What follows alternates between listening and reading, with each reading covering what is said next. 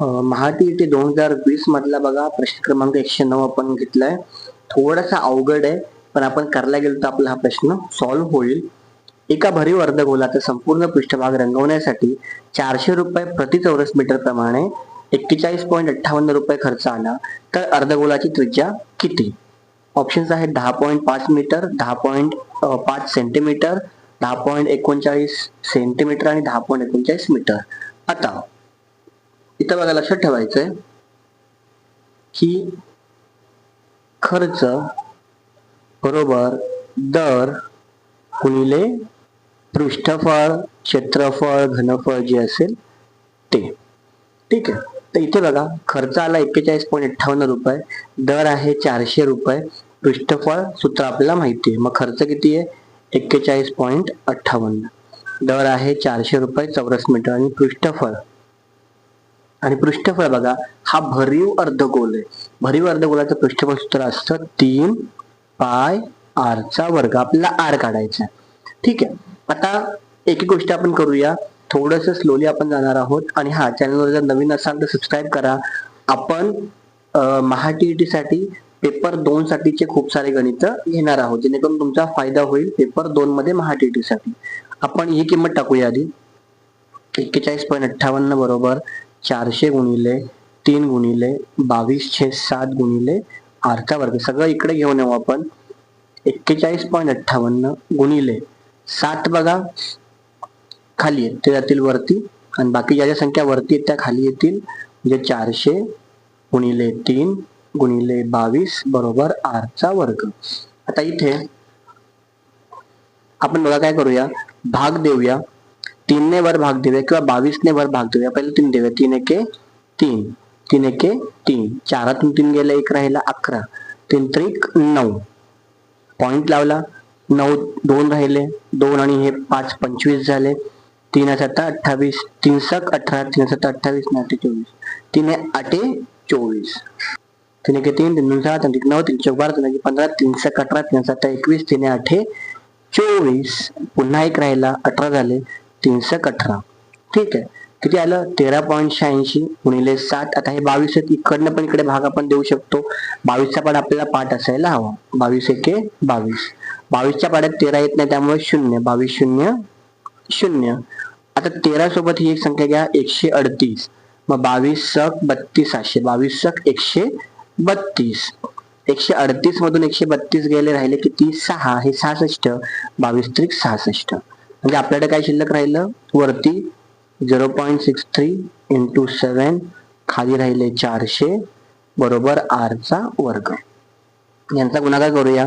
4.41 येतो भागिले 400 बरोबर r चा वर्ग. वर्गमूळ जर आपण घेतलं तर 441 हा 21 चा वर्ग आहे.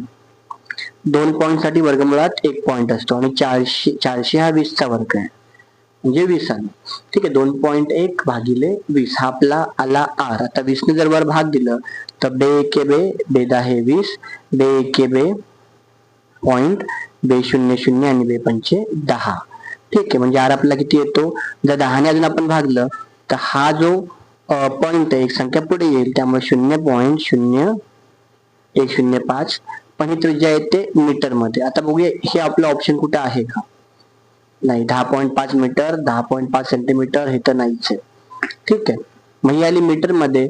याला ज्यावेळेस आपण सेंटीमीटर मध्ये कन्वर्ट करतो त्यावेळेस आपण 100 ने गुणतो. 100 ने गुणल्यावरती 0.2 संख्या मागे सरकेल, म्हणजे r आलं 10.5 सेमी. हे आपलं ऑप्शन आहे का? आहे. ऑप्शन क्रमांक 2 10.5 सेमी, म्हणजे आपलं उत्तर काय असणार आहे? 10.5 सेमी. बघा इतका इझी क्वेश्चन होता, फक्त सूत्र आणि तुम्हाला कॅल्क्युलेशन व्यवस्थित करता आलं पाहिजे. आणखीन एक गणित आपण घेऊया. दुसरं गणित बघा, महाटीईटी 2020 मधलं गणित क्रमांक 92 आहे. 12 सेमी त्रिज्येच्या एका वृत्तचित्तीमध्ये 20 सेमी उंचीपर्यंत पाणी भरले आहे. जेव्हा एक धातूचा गोळा त्यामध्ये आपण सोडतो तेव्हा पाण्याची पातळी 6.75 सेंटीमीटरने वाढली, तर गोळ्याची त्रिज्या काढा. सोपं. इथे 2 गोष्टी आहेत. एक आहे वृत्तचित्ती, दुसरा आहे गोळा.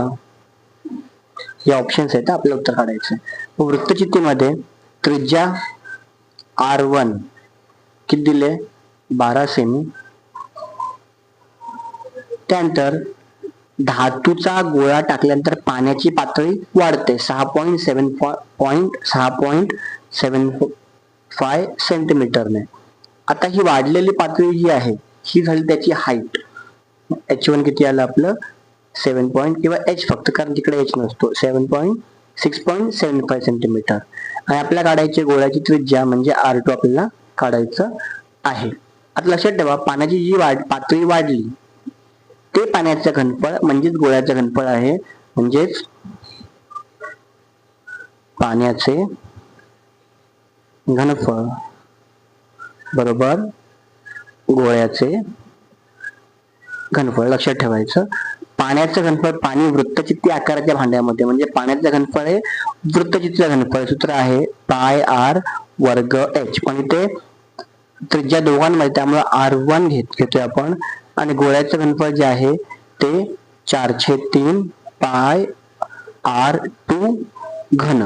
ठीक आहे, लक्षात ठेवायचं सूत्र. R2 आणि R1 का घेतलं, कारण दोन्हीकडे त्रिज्या आहेत. नॉर्मल सूत्र काय आहे, पाय R वर्ग H आणि 4/3 पाय R चा घन.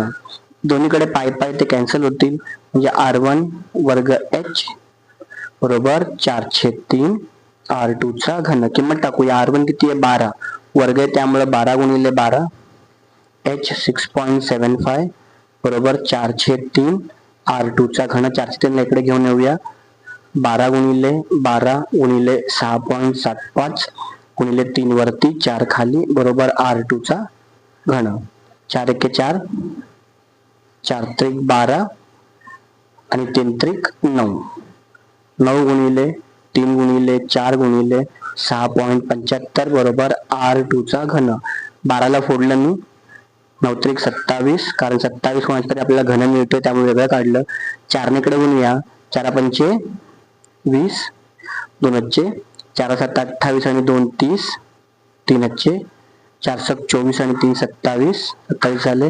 2 संख्येनंतर पण येथे पॉइंट R2 चा घन, म्हणजे R2 चा घन आपल्याला काय येतोय 27 गुणिले 27. घनमूळ जर आपण घेतलं तर R2 आपला काय येतो, 27 कोणाचा घन आहे 3चा, हा पण 3चा, 3 त्रिक 9 म्हणजे R2 आपल्याला आलं 9. आता 9 आपलं कुठं उत्तर आहे 9 सेमी, ऑप्शन 2. त्यामुळे 9 सेमी आपलं उत्तर बरोबर आहे. बघा इतकं सिंपल आहे, तुम्हाला घनफळ काढत बसायचं नाहीये, फक्त कम्पेअर करून उत्तर काढायचं आहे. भेटूया पुढच्या व्हिडिओमध्ये, तोपर्यंत धन्यवाद.